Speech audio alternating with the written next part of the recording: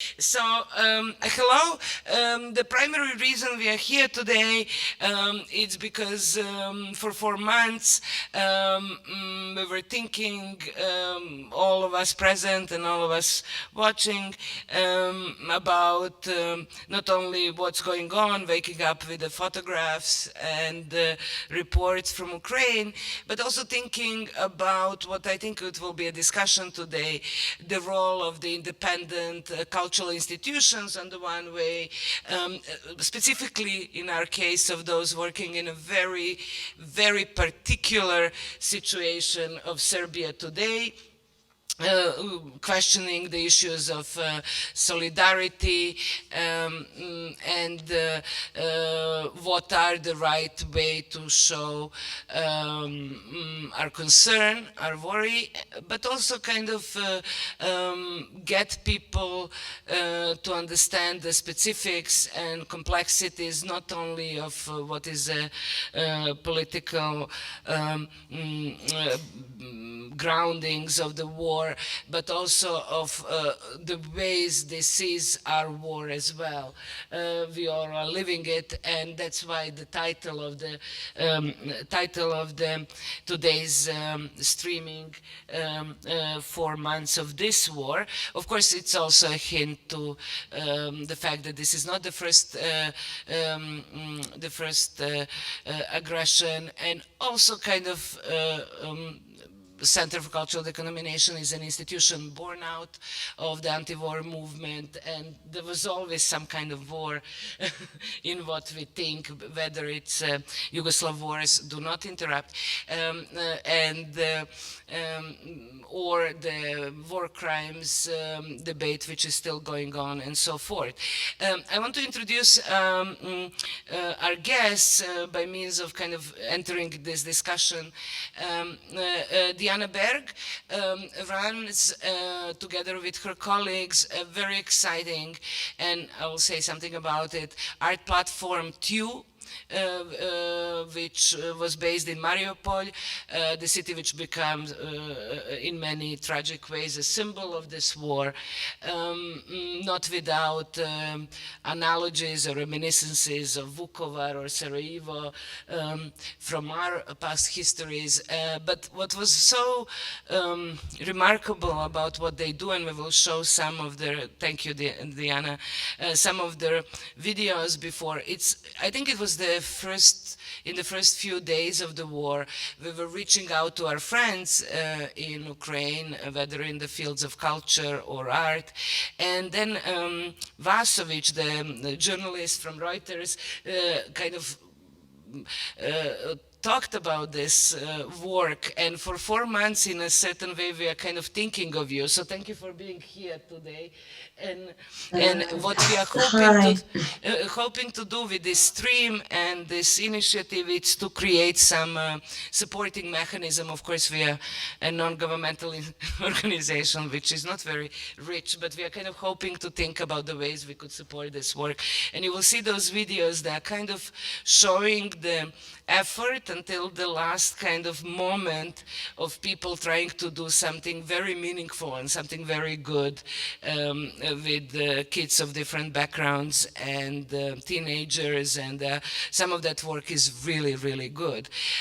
Igor Savchak, Can I yes, please. greet you guys? Yes, please. Thank you for having me. Thank you for inviting, and thank you for actually fixing the point of 4 months of war, and inviting us with Igor. It's an honor to be here, and of course, I really am grateful for Alexander Vasovic, with whom we worked in Mariupol just a couple of days before the invasion, and yeah, I'm happy to be in Belgrade today, virtually. Actually, I am in Zaporizhia now, and sending you all the hugs and warmth. thank you, Diana. And second part of this Ukrainian representation is Ihor Savchak, who actually Lola Yoksimovich, our collaborator and a friend who worked on them and still working on the different initiatives related to the Ukrainian art and culture exchanges we are working on through those months. They met many years ago, so it was kind of, thank you Facebook for staying in contact. He was associated with the Center for Cultural Management. I really didn't like the title until I saw what they do, and it's in a kind of amazing organization in Lavov. Hello, Ihor. He's also with us, and I think we will first hear from two of them. I just want to introduce people who are with us today. Let me start with Alexandra Nikšić. She is head of BBC in Serbia and in Belgrade. She's here because I know that if there is a person who is trying to not only professionally but personally think about documenting and photographs, and somebody who is managing images of this war in many ways professionally and I would say with a passion. She's also a journalist with astonishing career in war reporting since 1990s, and she's somebody we really rely on in thinking what I'm sure it's going to be, although it was premature recently. We were thinking we will start with this. First, we want to organize a big documentary exhibition by journalists and photo reporters, Serbian photo reporters who are Ukraine, but we are still working on it. There are all sorts of issues which I never thought of as issues before, but I'm really relying on Nikša to kind of give us a kind of idea about the documentation and documentary part of things. And he is Vlada Arsenijević. He's from amazing institution called Udruženje Krokodil, but also Krokodil Festival. They just finished a double-size festival. So he's a very tired man, but he's here also because he did something which I was kind of very proud of him for doing, and all of the people in Krokodil. They actually work on as an independent cultural literary institution. They gathered the humanitarian help and supplies, and then they personally delivered it to Ukraine just 2 weeks ago. And it kind of shows that of all the kind of forms we want to show our appreciation in the situation which, to be honest, Ukrainian side of the war is not in everybody's heart here. The reasons for that are many, but it doesn't mean that we want to kind of give up on showing the ways and kind of thinking of the ways to spread this consciousness. And this is how I come to Dejan Vasic. He's editor of visual arts programs in the center. He's a curator. He's a great guy. I'm very happy to work with. And actually, we are kind of daily working on the ideas about quality and important art and cultural, but mostly artistic exhibitions related to Ukraine. Of course, we all know that in other worlds outside of Belgrade and Serbia, there is no major cultural institution or cultural festival or artistic festival which didn't have a Ukrainian event. There is a different kind of obligation than here, and he kind of is very much interested in that, what would be a right response and what are the kind of means of doing this. He's also involved in our own planning, and in one quite amazing project which started much before the aggression, but now it's becoming also a platform of thinking about Ukrainian female artists in visual arts. So sorry for the long but kind of catch-up introduction, and I would give the word to Diana first, and then to Ihor, and then Niksha, and then Vlada, and then Dejan, and I'm here just to moderate and kind of, God, she's sleeping.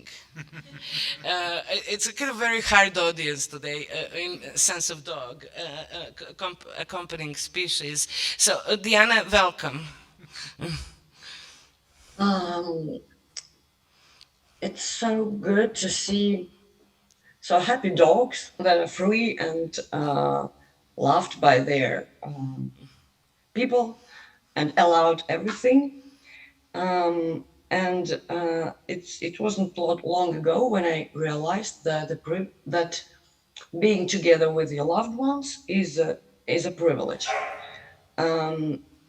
I'm thinking about it right now when I just saw your beautiful dogs and imagined your fat cat somewhere there, because I just came to Zaporizhia, to the city which is the closest Ukrainian controlled city on eastern Ukraine, to occupied territories, to Mariupol and other cities. I just came here to meet my husband, who is saving lives here. He is organizing with his partners. He's organizing evacuation from occupied territories, and not only evacuating people. It's a grassroots initiative. They do it for free, of course, but also for pets that, for some reasons, were left behind. And every time I see a pet with with its people, I just realize how privileged we are. And every time I drink, just drink water whenever I want, I have a sip of water, I check my privilege, because it's a privilege actually to drink when you want it. And it's not melted snow, it's not a pool, but it's a real water. So anytime I eat, anytime I go to the shower, anytime I sleep in a clean bed, anytime, every time I drive my car, I keep thinking how privileged I am. And these 4 months of war, I realized that I started to forget it. And you know what? I started bringing with me one artifact. Actually, I have 3 artifacts that I bring everywhere. Since the invasion, I went to Europe, to Canada, all over Ukraine, and everywhere I have it. It's canned fish. You see, the can. Do you see it? It's a. I don't know even how to translate it. It's in Ukrainian. It's кільки в томатному смажені в томатному соусі. On 24th of February, we went to the shop and managed to get in Mariupol to get 2 big bags of food, of very simple food that could be served, that doesn't require like a refrigerator. And this can is the only thing left from it, and somehow it appeared in my emergency bag when I was breaking through, and now I keep it with me all the time. And whenever I feel bad, sad, or anything, I just look at it, and it brings the memories of how I spent first 10, I guess, days of this invasion. And I keep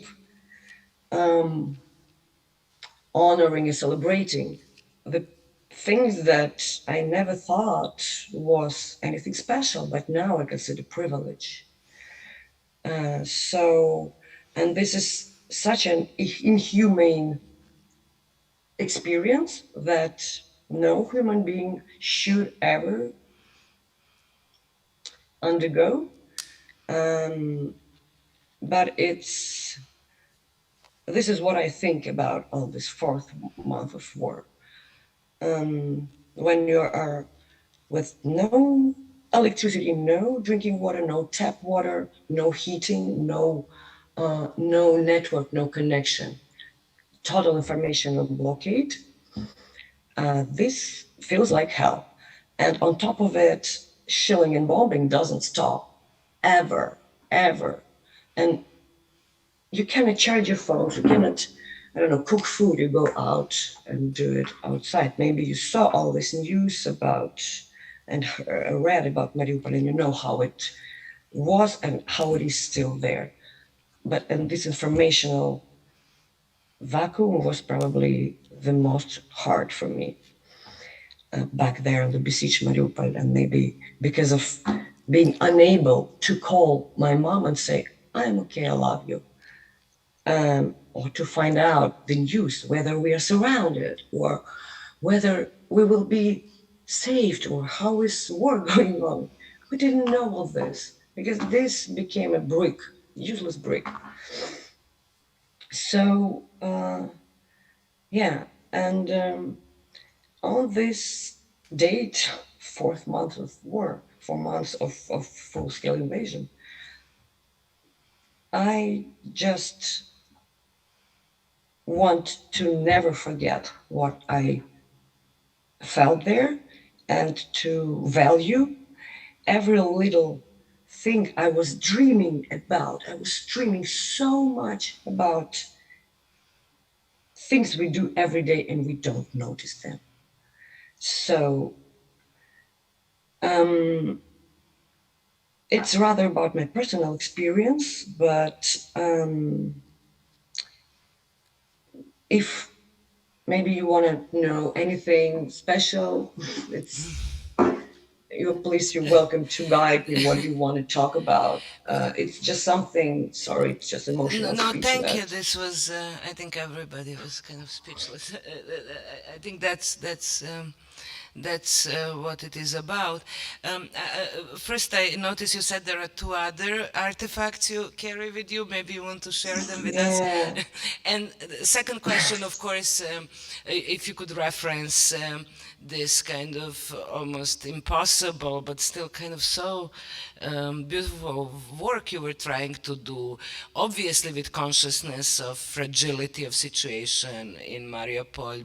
The films are collected under the title "I Love You, Mariupol," and they're available online for some contribution. What we are trying to do, just to answer some of the questions we were getting, we will try to edit this conversation and then kind of add some PayPal account for people to support both the work of the cultural institutions, but also life of our colleagues in Ukraine. So if you want to share the two other artifacts and then maybe reference to your work before the invasion. Yeah, thank you. Yes. For some reason, I carry my keys. These are my keys from my home in Mariupol and from Platform 2. Basically, two homes that I put on my heart for the last 8 years because and interestingly, when I came to Mariupol in 2014, I had very similar keys from the Donetsk apartment, from my home, with a hope to come back there. But I never came back to Donetsk. I realized I have to settle down in Mariupol. And now I don't have Mariupol as well. But keys are the symbol of hope to come back.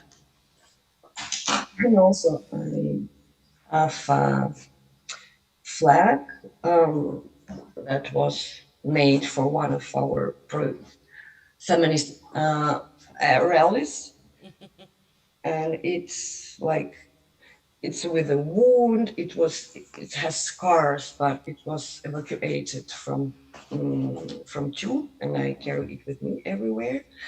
And unfortunately, we couldn't evacuate all the arts from Chu because it was impossible. I could take only a couple of graphics, small ones, and yeah, Platform 2 is, or I would rather say was, an art space that was actually made and created as a response to war, to the war Russia has started in 2014 with Ukraine. But we were a response, not immediate and reactive, but we realized that uh, culture, art, and arts are the very fruitful and very potential, has vast potential for long-term prevention of any atrocities. For example, we were promoting human rights and freedoms through grassroots culture, local activism, and modern art, and working with teenagers and vulnerable youth with informal education. So, and basically everything we did, not directly, but still indirectly, was a response to war, occupation, everything. Because we wanted to create, to develop critical thinking, to develop freedom, something that well, we thought was crucial.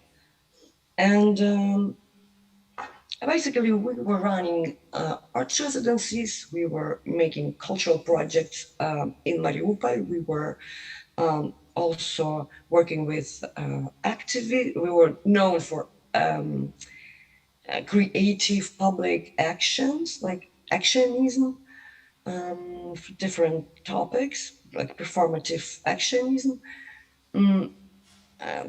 protest, and also working with non-formal education with youth who had no possibility to, or access to cultural life or education. That's who we were, and it's still hard to say were, but a couple of days ago, I finally saw the photos of our space, and it's not demolished completely. It's only roof is damaged. Bad news is that Russians came, like administration or something came, took everything they felt was valuable, meaning some equipment and like, some arts that they thought were valuable. It's such a mess there, so it was painful to look at. But the good news is that our space has saved many lives because when we were leaving, we gave the keys to the neighbors, just people, private houses around us at the historical center. They didn't have basements. That's the problem with these old houses. No, not even the shelter, but basements were very, very small and old. So, and we told them, just if you need, go to our basement, because we had it. We had a big hall and a basement, several rooms. We just gave them the keys, and they still live there because their houses are ruined with bombs and shelling, and people live, and from all the neighborhood, people came to our art space to hide from bombing. So I think if we have to talk about Platform 2, so the most important thing is not what we did for 6 years, but that we saved lives of the whole neighborhood. Up to 50 people came to our basement. to hide. So I think it's maybe the most important in our resume. It's such a powerful image of kind of both physicality and the mission of cultural institutions. I was just thinking we have such a small basement. Anyway, thank you, Diana. Ihor, can I introduce Ihor to you? And can we see him and hear him? Uh, Welcome. Yeah, hello. Hello, Ihor.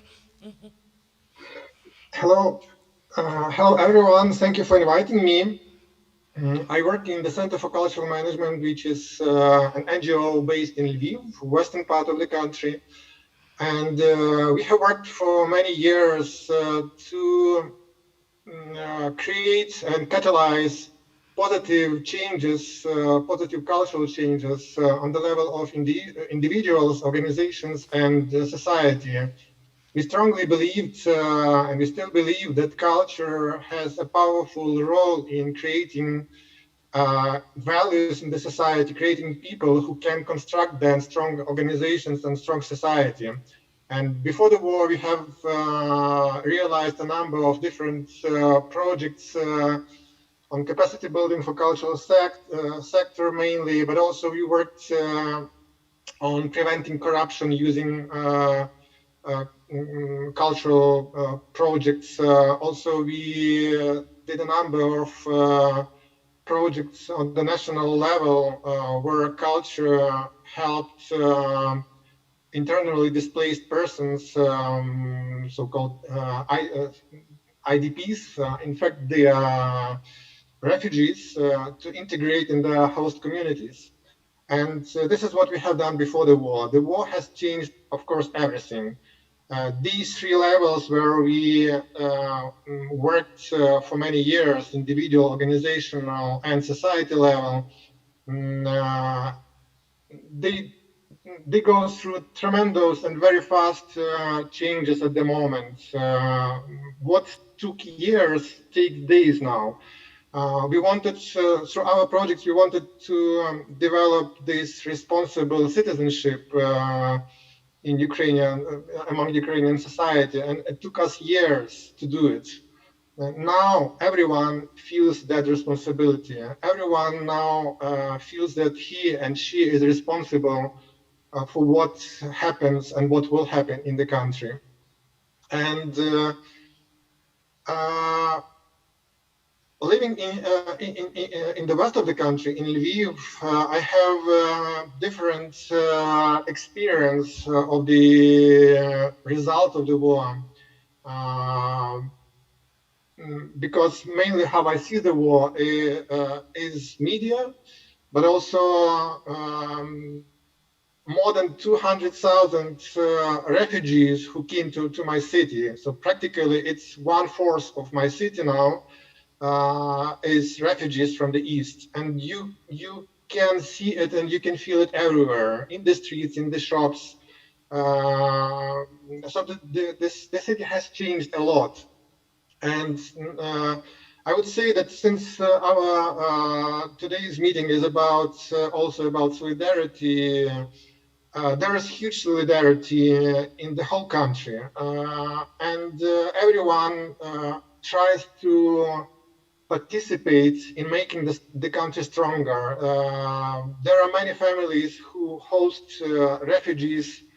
There are many citizens who participate as volunteers, who donate to army. Practically, it is hard to find a person who does not participate in this war in this or that way. And yes, we have the front line, but now we are also aware that the war will be long, and unfortunately,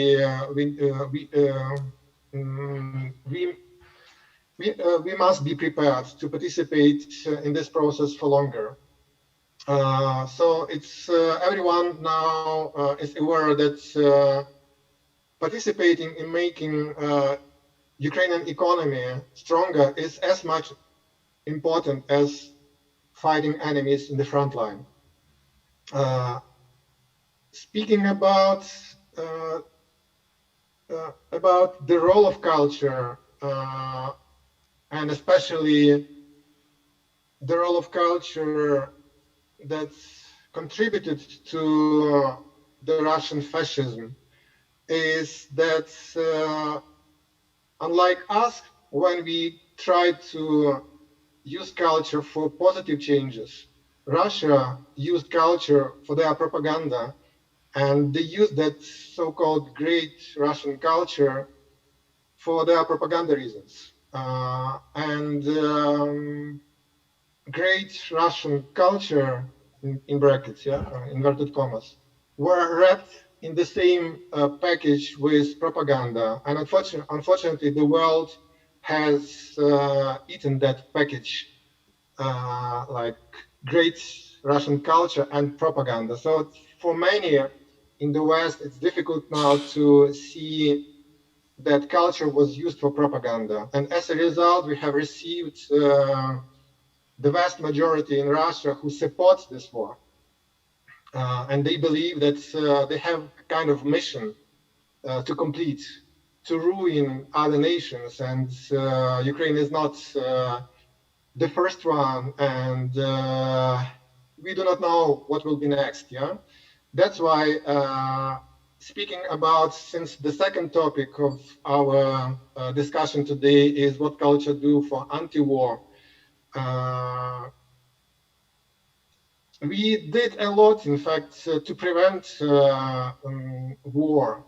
We also did a lot to stop the war when it started.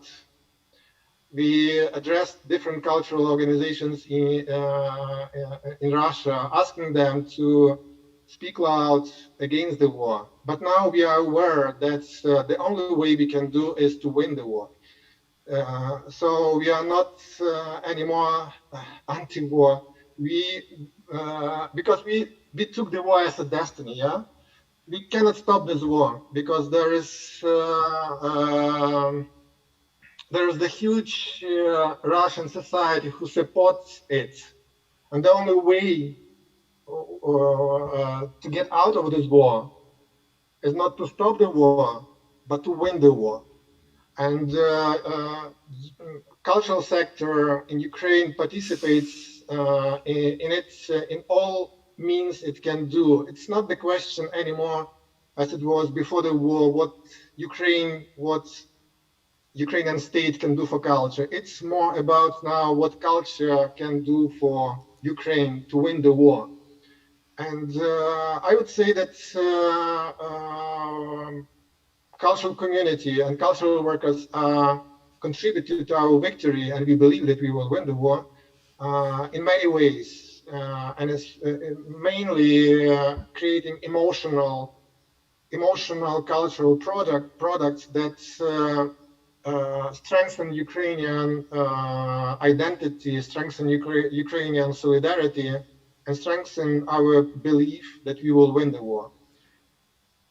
So this is briefly about how we feel these days in Ukraine. Thank you so much. It's kind of I understand what you're saying, and I would like to start with responses actually from Niksha to Vlada and then to Dejan. But we could both answer to the call of this event, but also free to comment and kind of interchange the priorities pushed on you by a moderator. So, Niksha, please.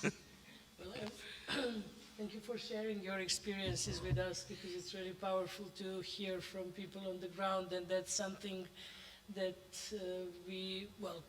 I have to speak in the name of the profession that I'm working in.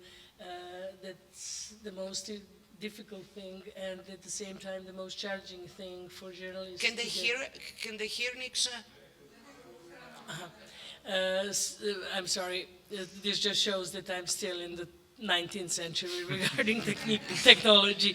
Anyway, I just wanted to thank you for sharing your experiences with us, because speaking from my professional point of view, this is the most difficult and the most challenging thing to to earn the trust of people you are talking with when the situation is like this. But I just wanted to follow up on Ihor's statement that the culture would have or is already having like the frontline role in the society in Ukraine. I mean, the war will end. That will happen. There is, although I have already missed two endings, I was hoping that my experience as a war reporter would help me out to estimate how long the war would last, but I missed for two times, so I don't dare to make any kind of estimate anymore. But I really do think that one of the most important things for, not only for activists, but also for people who deal with in any way with the society, either as artists or professionals working with, I don't know, young children or teenagers, is to try to, and it's helpful, to try to think one step ahead. You know, the fighting and everything else is part of our reality nowadays, but the mistake that we in the Balkans made after the wars in the 1990s, we didn't think of the new generations that were either born or grew up during the warring years, and thus we ended up with a very conservative and very traditional bunch of teenagers who are supporting things that their parents consider to be very anti-modern, or to be polite and say it like this. So I fully agree that culture and any kind of action which would include and involve these generations in building up the future society in Ukraine would be immensely helpful. We are planning, I promised I wouldn't mention BBC, but I have to. We are just 2 days before the war, we were supposed to, the war started, we were supposed to launch our workshop called Young Reporters with teenagers from Ukraine, Azerbaijan, Russia, and Serbia to try to, well, at least teach them basics of how to fight with fake news and disinformation. And unfortunately, this is postponed because of the fightings and everything else, but we hope to restart that. And this is something that I would say would be a major challenge and a major goal for everyone in a civic society in the days or weeks to come. To build up this new generation, which will be the grounds and the foundation of the society which will emerge after the war. Thank you, Niksha. It's just unexpected words from the Rolling Stones T-shirt. You're very. I hope Ihor and Diana could see that my guests are kind of divided on Beatles and Rolling Stones for some reason, which has This was nothing not to do planned with at us. all. Okay. So I was expecting much kind of painted black kind of talk from you, and who knows what Vlada have prepared. But one thing I want to ask you, because we kind of discussed it so many times, thinking the role of documenting and photography and the fake news and and this kind of abundance of images and the way those images are kind of circulating and supporting certain narratives. And also, just this would be a moment to again underline this kind of constant search for the actions which will in certain way broaden the circles of people as empathy and solidarity in Serbia for what's going on, which are not broad. So if you could just kind of reference the documentary part of our discussions from any point of view, Stones or Beatles? Well, you know, one of the main weapons that journalists have during the wars or any kind of conflicts is this search for facts, and then until recently we thought that photography and any kind of video registration, as they call it professionally, would give us a proof that things do happen as we see them, but unfortunately this has changed. And what we've been trying to do, there is a group of journalists who've been covering wars throughout the world the past 20 years, so we're trying to collect, I as you say, documents, photos and some short videos, let's say, and to use them as a tool to teach not only those teenagers that I mentioned, but also whoever is interested in how to find out whether this thing is real or not real. For example, one of the photographers who we want to work with in the future here has covered the first wave of refugees leaving Ukraine towards Romania. And his photos are, as you can imagine, incredibly powerful and quite simple in a what's the word, composing way, and what they show, but this is the reason why they are so powerful. But for example, it turned out that one of the characters on the photo that we were all totally in love with, you know, the way he looks through the window and everything else, it turned out that this guy was a military activist who joined the refugees. And I mean, I'm not saying that this is bad or whatever, you know, the man literally left his home and that's it. But that photo could have so many meanings, and people would read up whatever they want from that photo without knowing everything else. So I think that our main goal would be to try to explain that everything that we see has at least two sides behind, or two histories behind it.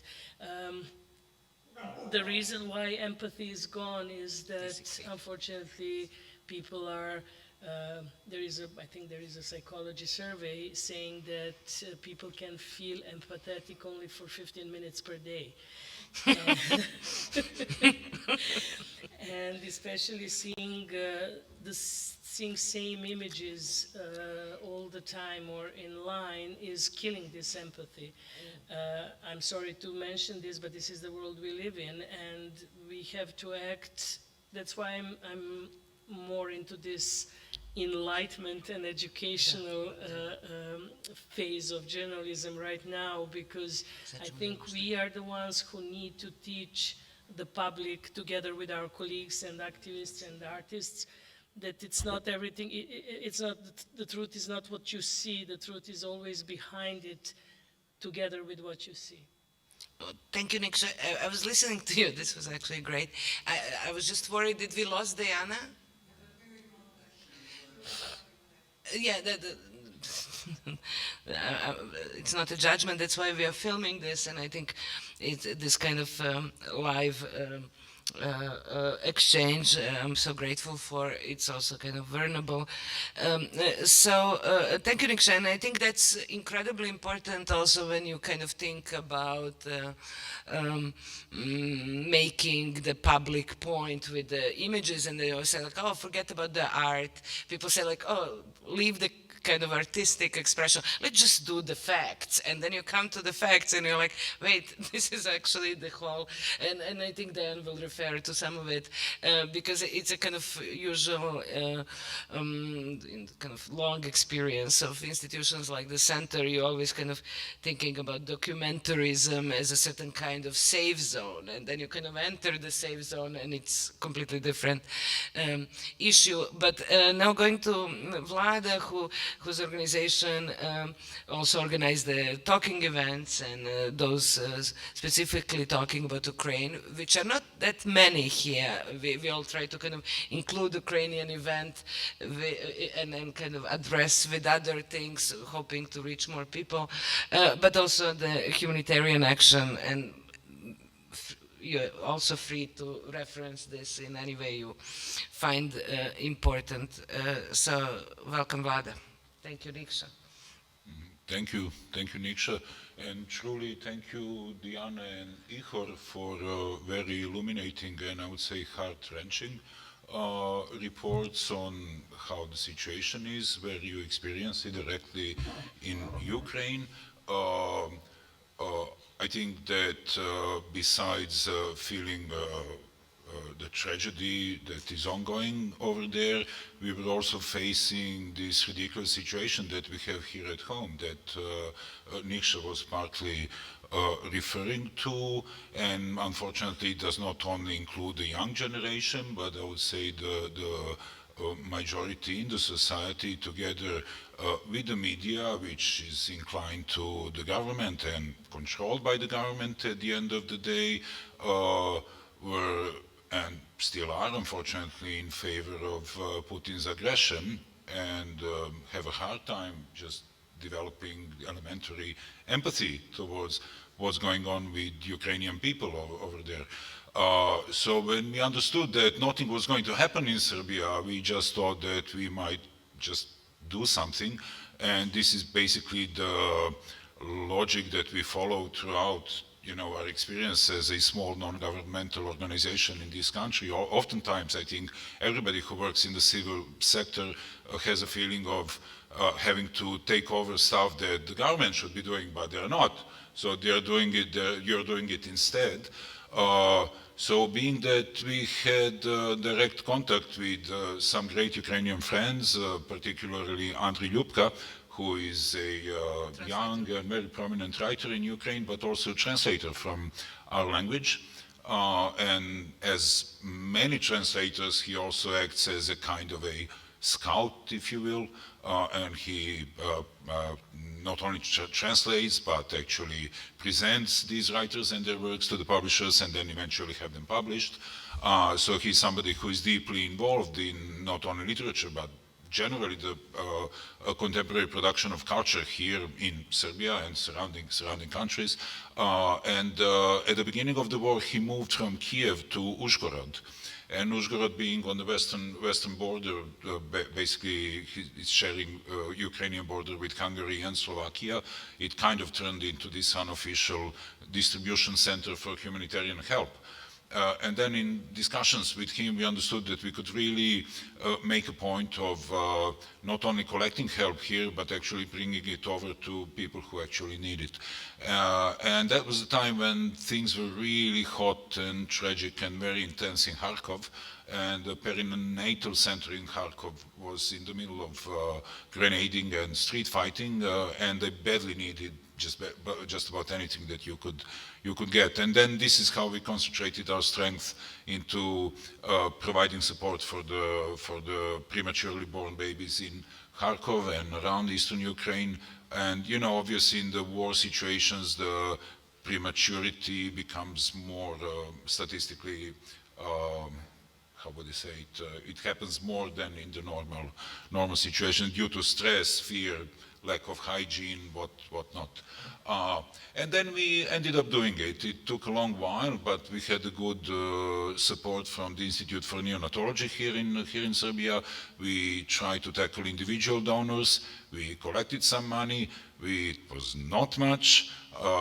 When we were on our way from Uzhgorod to Kharkov, and it's a long way. Ukraine is a long way. It's a big country, so it's 1,400 kilometers also from the westernmost part of the country to the easternmost parts of the country. And then we also took our help together with the 2 medical vehicles that were actually donated from Switzerland.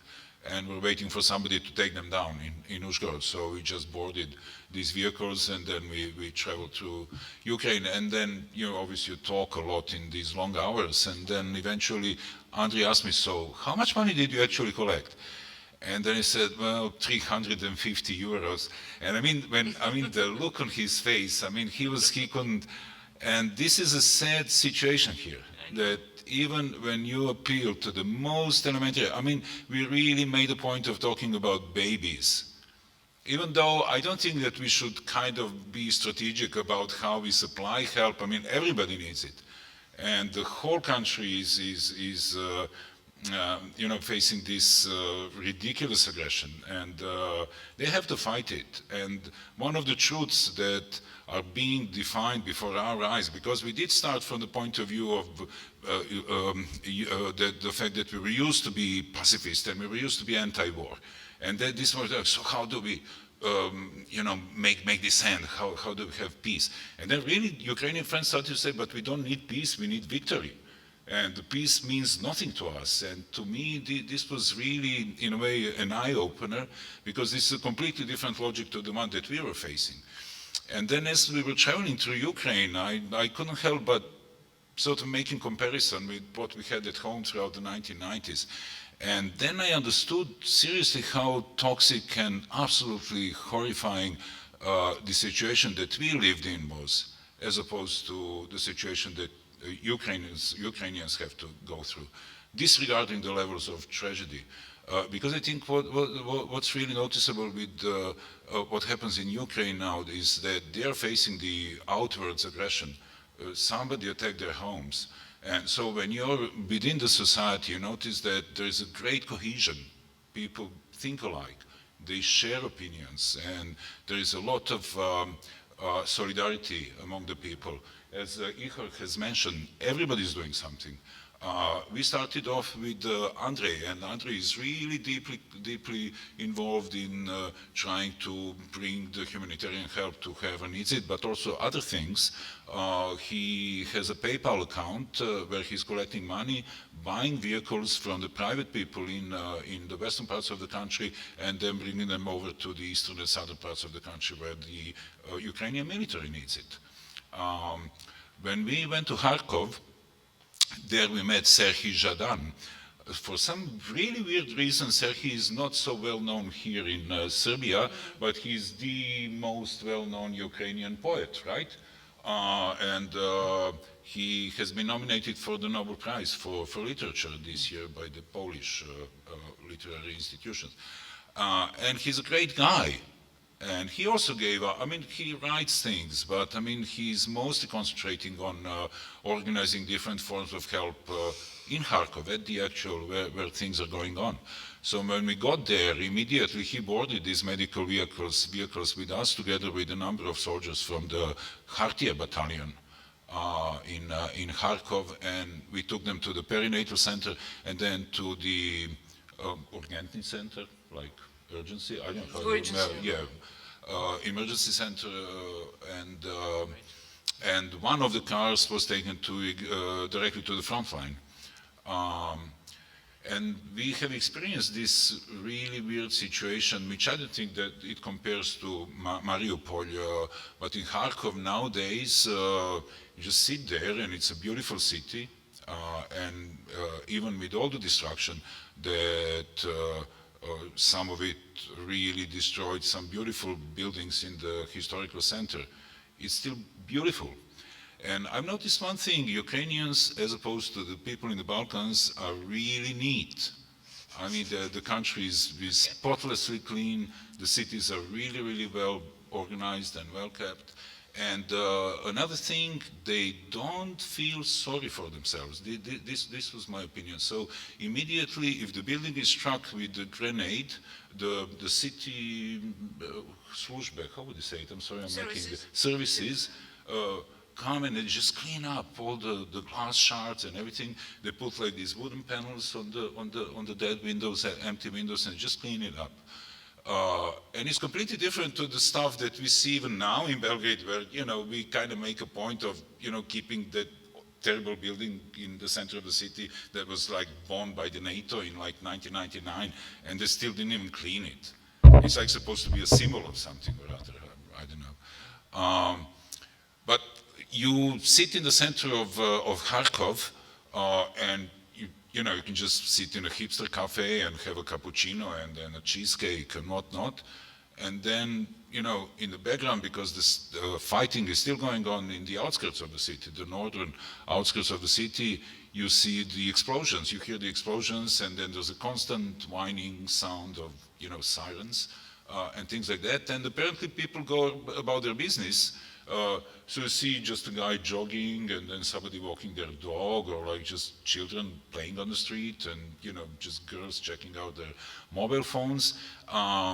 And so this whole situation, it's kind of, it was very interesting to compare with what we have had, because I think what we have experienced in the 1990s was a complete breakdown of just about everything. So this does not compare well with Ukraine.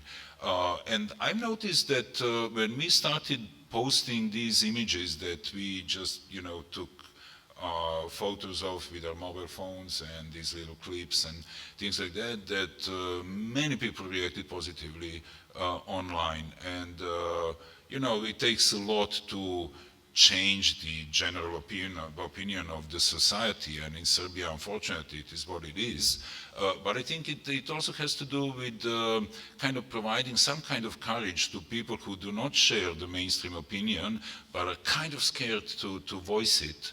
So as there's slowly more and more different stuff coming out on social networks, on the media, wherever, there's also this group, which I think is really courageous and interesting, which is called something like Ukrainians, Russians, Belarusians, and Serbs against the war, who keep organizing stuff continuously. They have just passed through Belgrade last night and sort of tied these yellow and blue ribbons all over the place. So Belgrade wakes up with the Ukrainian colors around them. And these are all unofficial activities that actually take a lot of courage, because apart from this part of the society that you have mentioned, the young people, but also some others who tend to be, as you have said nicely, just to put it nicely, anti-modern, but they also tend to be pretty aggressive, right? And you can really get in problem when you're doing other things. So there's this mural of Putin in Belgrade that has been put there again by these football hooligans, I imagine.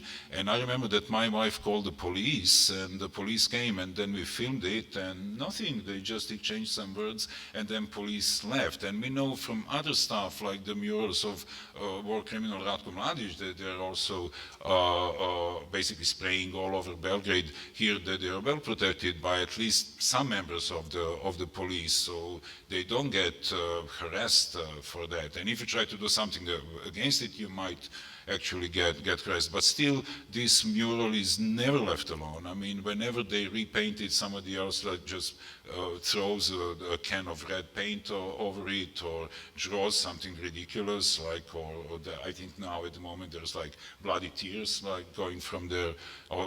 Then I think kind of in this Freudian sort of weird mistake they did, they wrote for some reason the word brat, like brother, but it's so easy to turn it into rat, war, just by erasing the letter B, and somebody continuously erases the letter B, and this guy again recover it. And so there's this kind of, I think, tug of war in a way in the society connected to Ukraine going on at the moment. But nevertheless, it came to my mind again when we actually came to the Ukrainian border, when we were about to enter Ukraine, and we took out our Serbian passports, and then immediately, disregarding the fact that the custom officials were pretty nice to us and they didn't hold any personal grudge, but they had to stop us there. And us, just being Serbian citizens, had to obtain a special permission from the central, customs offices in Kiev in order to enter the country. And that made me feel really, really ashamed of where I come from, and this comes on the top of like many layers of shame that I have connected to just being Serbian and being from Serbia. And the one thing that I can only say to Ukrainian friends is just really sorry. I mean, I don't know why the country that has an experience of war and had the experience of dealing with so many things ended up being so absolutely unable to feel for others. But this is the situation in which we live, and then we're trying to do something about it. Thank you, Vlada. I think something Ihor said is still on my mind. This is going to be a long thing, and what we kind of tend to do in kind of, we try to show in the moment of kind of novelty and crisis some position, and then it's very hard to kind of stand on those positions during time. And secondly, of course, everything Nikša and Vlada were talking about from very hard times in raising money for any kind of cause. And I think what Vlada was referring to, one of the mostly society-based money gathering actions are when people try to gather money to support the sick children on kind of social media, and then there's kind of kind of robust system of doing this here. But everything else, it's not very easy. But something else he said, I think, about solidarity and things like that. I think what makes this moment very hard and concerning is when you say, just to explain to our Ukrainian friends, there are, we in the center had a whole number of actions explaining that those are not murals. Those are actually murals. No, I'm joking. But I'm saying those are public representations of the war criminals prominent throughout Belgrade, and more people kind of try to do something against them, more of them pop up. And they kind of look like subversive street art, but they're actually protected by government. And similar things is happening, I think, as we speak in Belgrade. There is a lot of young people wearing T-shirts with Z, feeling very subversive about it, feeling they're kind of fighting the power. Let me tell you, I don't think that they're feeling subversive. I seriously think that they find it kind of like a part of their kick is that they are working together with the government. We were trying to raise the Well, there are image of both Ratko sides to Mladic, this, and then right? the police came Yeah. because they were invited by this one guy who was passing by the car and he was shouting insults to us. And then this guy stopped the car. He was just this young guy, 20 something, and he came and he shook hands with the police. And he said, "Okay, I reported it."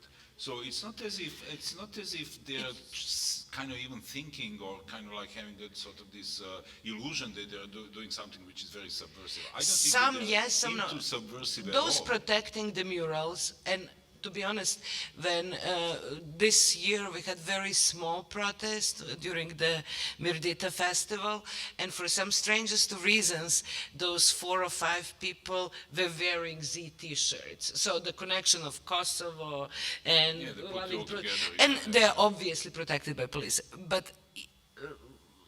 very inappropriate for my age. I kind of did some late evening tour of the Belgrade premises. You could see in the evening young people, definitely not on political agenda, walking through the city in the Z T-shirts. And they do look like some of us who like T-shirts looked at the times of kind of wearing, I don't know, something provocative. So I would say there are both sides to it. There are definitely those kind of war crimes representations in the city. A lot of pro-Putin support are definitely state and political ideological enterprise. But I would say that there is a uncanny support for Putin in Serbian societies in all pockets of life, and I just don't want to undermine it. I don't want to appreciate it, but I don't want to undermine it. I think it's incredibly strong and kind of takes all those kind of strange forms, which is a great segue to what Dejan has to say.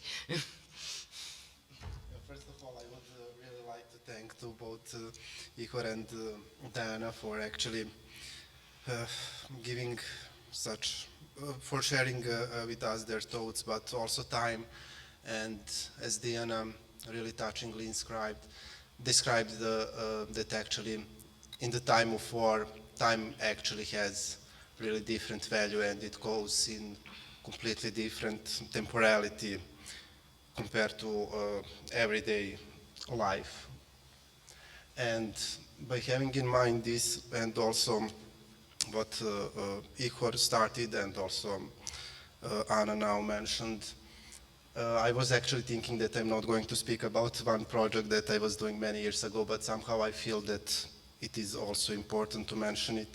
And it was actually project for Faces of Omrska, and actually one of our theses, it is actually how art actually is also implied in production of war by other means. And this is also what Ihor said when he spoke about great Russian art or official art, how actually it is also perpetuating war by other means, not of course directly by weapons.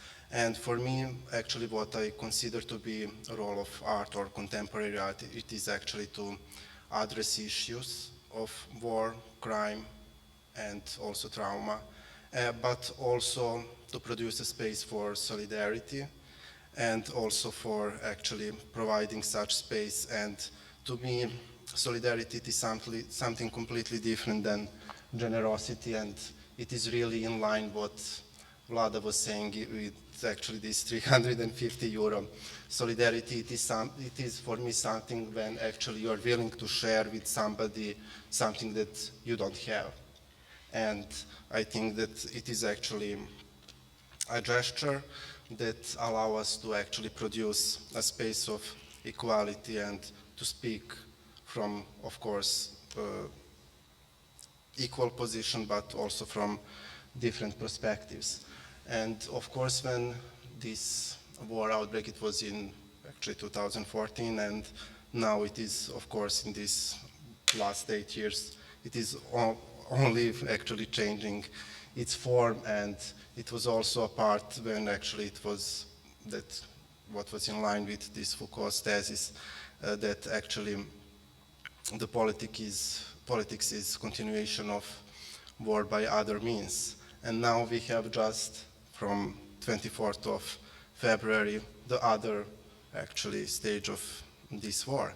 And to me, because I'm also coming from visual arts and I'm curating it, for me it was actually a question how contemporary art and especially institutions, the major one, can actually address this issue. And first in line was actually Venice Biennial. It was open on April 20, and there is actually one very touching way how actually this infrastructure, and this is why I mentioned also this official infrastructure that is also implied in production of war by other means, and how the infrastructure of contemporary art can be used to actually create a space of solidarity. And in Giardini, actually in the middle of Giardini, out of sandbags, it is built one tower by architect and artist Dana Kozmina, and it is called Piazza Ukraina. And around it actually there is exhibition which is in constant change, and it shows art that is of course only printed because it is impossible to do any kind of shipping, which is produced in real time during Ukrainian war. And the second actually project that I would like to mention, it is A Letter from the Front, which was curated by Nikita Kadan in Castello di Rivoli in Turin, and also this exhibition was shown in art institutions such as Moderna Museet and also Haus der Kunst in Munich. And it is actually around 20 video works of our Ukrainian artists that were made before the war. And actually what they did, because of course it is impossible to ship anything, they actually were showing only artworks that are already stored on different platforms, and therefore they could be shown in this institution. And the curator stated that we could not be more solidary than now, while we face the fact that years of political struggle risk disappearing and going up in smoke. The selection of works presented on this occasion do not strictly speak of the new war. They are rather evidence of the works that has been done or what we thought we were doing to prevent conflict. These works can be seen as a prenomination of the evidence of inevitable catastrophe, which has all too often become a reality in the history of the Ukraine. And to me, actually, this way to produce a space, or what Kluge was referring as counter-public sphere, it is something that it should be our mission here now, especially here in Serbia, because our public sphere is completely contaminated by politics of war for years now. And only 300 meters from here on Slavia Hotel, we have one huge billboard in full size of that hotel. There is, because National Oil Company of Serbia is owned by Gazprom Neft, there is huge Russian flag together with Serbian flag with only one word, together. And this is actually what we have to do now. It is actually to actually give a space and to produce a counter public sphere that are actually confronted with what we are facing on the streets. As Anna mentioned, these young people who are wearing these Z t-shirts. And I would also like to actually speak about something that I'm also involved in for a few months now. Anna mentioned it is European Biennial Manifesta, which would be held in Pristina. Opening is in July 20. And I'm part of these big initiatives it started from Katarzyna Kozira Foundation. We are gathering statements in first person singular by female artists from Poland, Czech Republic, Slovakia, Hungary, Ukraine, Belarus, Serbia, Kosovo, Albania. And when we were invited in end of December also to take part in Manifesta. It was long before the conflict started in Ukraine, and we actually had completely different thoughts how to organize everything and so on. And when the war outbreaked, we actually wanted to also provide space for artists from Ukraine to express what they are facing now, and 14 artists have given their statements. Out of maybe, I think, around 10 of them were speaking directly about the war, but some of them were actually speaking about the time before the war, and especially touching is actually one statement of the artist who is from Mariupol, and she was actually giving a quote from her diary from February 16. So it is something that, of course, in completely different ways speak about normality of the everyday life and about impossibility to anticipate what would be actually what would follow in only 12 days after. And it is also in line with how Diana is inscribing that she now has different appreciation for clean water, shower, and also time. So thank you. Thank you, Dan. It was definitely from the beginning of this conversation, I was just reminded of the things which I learned from 90s. It refers to something Nikša and 90s wars. Nikša and Vlada and now Dan were talking about. And this is this thing which I think Suada Kapic said, or some of the friends in Sarajevo, just immediately after the end of the siege. During the war, things are very clear for the people who are affected by it. If you are confused, you are just not that affected by that war, because things have meaning. Once you are in that situation, things have meanings, they have their own logics, both Ihor and Diana were talking about.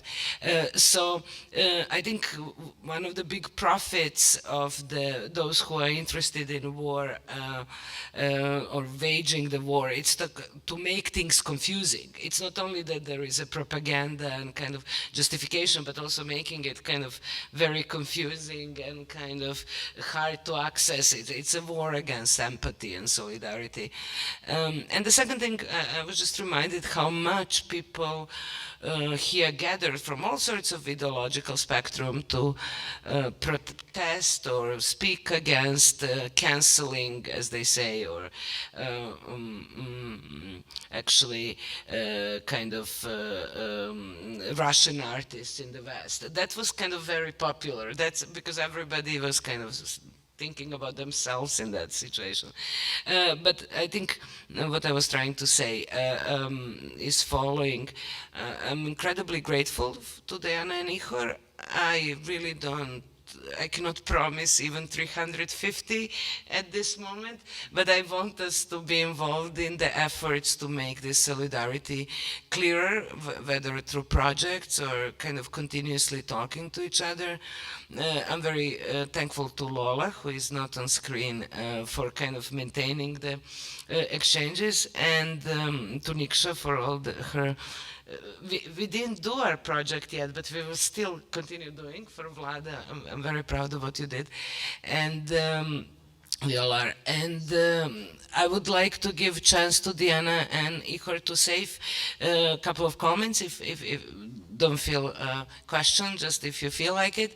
We would like to edit this conversation. We would like to use it in some kind of way for maintaining the pressure, because I think one of the big fears of mine and institutions like ours, that there are some momentums and then people move to another thing and you kind of lose the track of things, which will, unfortunately, I agree with Ihor, last. So Diana, Ihor, and then we would kind of like to close this discussion, and then we will see fantastic art platform 2 films, and then we will continue the conversation offline and online as the summer goes. Okay, she's back. Diana? Yeah, actually, thank you everyone who contributed to this discussion, to sharing your thoughts, and to thank you for not being indifferent, and thank you for caring, because actually Ukrainians are very grateful to partners, to global partners, both in Europe and elsewhere, for help and so on. But you know that Serbia has a different role or image for Ukrainians, unfortunately. Yeah, and actually it was very important for me to realize and to see actual people who care. And this means that we feel the solidarity, you know? We really feel it not only with arms and aid, but these talks are as important, especially with Serbian cultural professionals, as important as arms. It's just as equally meaningful and important contribution to our victory, actually. Just talking and finding answers for difficult questions together and sharing our thoughts and reflections. And also, I will want maybe to say a couple of words about the movies. Hopefully, you will also have a chance to see the collection of Takflix. It's a Ukrainian online cinema collection, Mariupol, I Love You, movies by Ukrainian directors about Mariupol, not in tube, not ours, but about Mariupol. All of them were made during this war that started in 2014, when I actually had to flee my hometown Donetsk and counter-relocate to Mariupol. So I really want you to see Mariupol not burned, not mass grave as everyone sees it now, not a mass grave, not with, you know, all these smashed buildings, burned houses and total mess and destruction. But I want you to see how it was before the invasion, but during war. It was a real vital,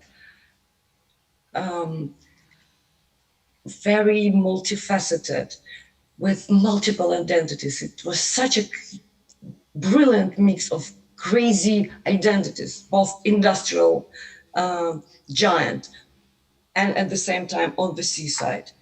with full of dissidents mosaic, monumental Soviet art, and also some Soviet nostalgia, with very progressive new government, local government making so much renovations, and at the same time, 20 kilometers from war, from the front line, with a big diaspora of Greeks who were relocated years ago, like centuries ago here. It was such a multifaceted civilization that Russia has destroyed. And I just want you to see what has been destroyed. Brutally destroyed.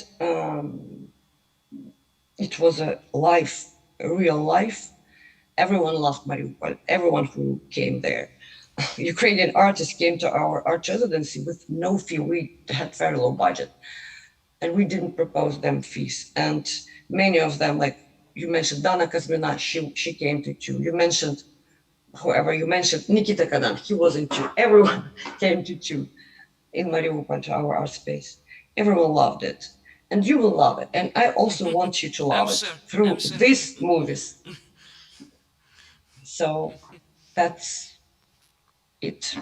I will give stage to Igor, and thank you Diana. to all of you. And please let's connect, I don't know, or in social media at least with each other. I would love to Absolutely. be friends with you guys. And we are honored you are a friend, and yeah, and let's connect and let's not give up. That's a kind of what we're trying to think here. It's kind of how to continue this, because sometimes we exhaust ourselves in kind of professing respect and concern, and then kind of we move on, and I just don't want to move on from Mariupol and Art Platform too. So thank you. And then Ihor, please. Thank you again for inviting me. Thank you for trying to analyze what happens in Ukraine now. Thank you for empathy, solidarity, and support you provide to Ukraine at the moment, along with other countries. And just we need to be aware that this is not a Russian-Ukrainian conflict. This is not only a Russian-Ukrainian war. This is the Third World War, but the hybrid war. It started not 4 months ago, it started years ago. And the way and the reason why they came to Ukraine with the army is that they has lost other field battles in culture, in politics. They tried to do as much as possible to conquer Ukraine before. And the way they came with their army is that they didn't succeed in other ways. And the things you describe, what happens now in Serbia, this is the evidence that it happens, this war happens in Serbia also. The way they interfere in elections in US, poison people in UK, bribe politicians in France and Germany, short gas supplies to countries, interfere in Finland and Sweden becoming a NATO members. These are the evidences that this is the Third World War, but the hybrid war. And we need to be aware, we need to work with our societies in our countries, all countries, all democratic countries, because this is the war against democracy. We need to work in our societies so that we do not give them space to manipulate within our societies, because Ukraine is not the first and not the last. Yeah, we need to be aware. We need to be aware, and along with support to Ukraine, where the hot phase of the Third World War happens now, we need work as much active in our own countries on different levels. We need to be just aware about that. Thank you. Thank you, Ihor. I think we will close the stream now, so we could watch the movies. And once again, thank you, Diana. Thank you, Ihor. Thank you, Niksha. Thank you, Vlada. And thank you, Diane. And thank you, dogs and the audiences. And to be continued in what we all want to be as soon as possible, not about war, but about rebuilding. I just really want to see you being rebuilt very soon. But thank you, and see you soon. Thank you.